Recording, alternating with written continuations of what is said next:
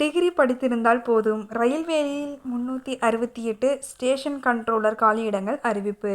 நிறுவனம் railway recruitment board. வகை மத்திய அரசு வேலை. காலியிடங்கள் 368.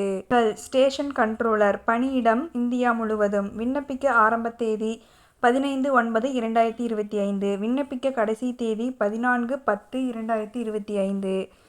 பணியின் பெயர் ஸ்டேஷன் கண்ட்ரோலர். காலியிடங்கள் 368. சம்பளம் 35,400. கல்வி தகுதி.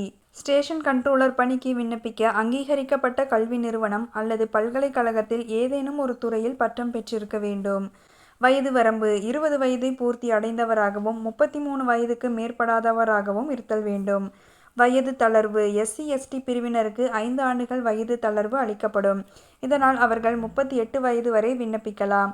OBC பிரிவினருக்கு 3 ஆண்டுகள் வயது தளர்வு உண்டு. அவர்கள் 36 வயது வரை விண்ணப்பிக்கலாம். சம்பள விவரங்கள். இந்திய ரயில்வே துறையில் ஸ்டேஷன் கண்ட்ரோலர் பணிக்கு மாத சம்பளமாக 35,400 வழங்கப்படும். விண்ணப்ப கட்டணம். SC/ST, ex serviceman, female, transgender, minorities or economically backward class உள்ளிட்ட பிரிவினருக்கு விண்ணப்ப கட்டணம் ரூ.250 ஆகும். இவர்கள் கம்ப்யூட்டர் பேஸ்டு டெஸ்ட் எழுதிய பிறகு முழு தேர்வு கட்டணமும் திருப்பி அளிக்கப்படும். மற்ற பிரிவினருக்கு விண்ணப்ப கட்டணம் ரூ.500 ஆகும். கம்ப்யூட்டர் பேஸ்டு டெஸ்ட் எழுதிய பிறகு ரூ.400 திருப்பி அளிக்கப்படும். தேர்வு செய்யும் முறை. கணினி அடிப்படையிலான தேர்வு. மருத்துவ பரிசோதனை. ஆவண சரிபார்ப்பு. முக்கிய தேதிகள். மற்ற அனைத்து பிரிவினருக்கும் விண்ணப்ப கட்டணம் ரூ.500 ஆகும். அவர்கள் கணினி அடிப்படையிலான தேர்வை எழுதிய பிறகு ரூ.400 திருப்பி அளிக்கப்படும். விண்ணப்பிக்கும் முறை. விண்ணப்பதாரர்கள் www.rrbapply.gov.in இணையதளம் மூலம் ஆன்லைனில் விண்ணப்பிக்கலாம். 15/9/2025 முதல் 14/10/2025க்குள் விண்ணப்பிக்கலாம்.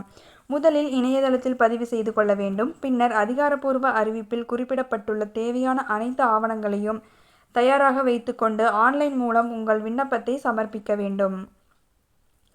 தேர்வர்கள் விண்ணப்பிக்கும் முன்பாக அதிகாரப்பூர்வ தேர்வு அறிவிப்பினை ஒருமுறை நன்கு படித்து தெரிந்து கொள்வது அவசியம். விண்ணப்பத்தில் கேட்கப்பட்டுள்ள விவரங்கள் சரியாக பூர்த்தி செய்து புகைப்படம், கையொப்பம் மற்றும் தேவையான ஆவணங்களை பதிவேற்றம் செய்யவும். விண்ணப்ப கட்டணத்தை ஆன்லைன் மூலம் செலுத்தவும். விண்ணப்பத்தை சமர்ப்பித்த பிறகு அதன் நகலை பதிவிறக்கம் செய்து வைத்துக் கொள்ளவும்.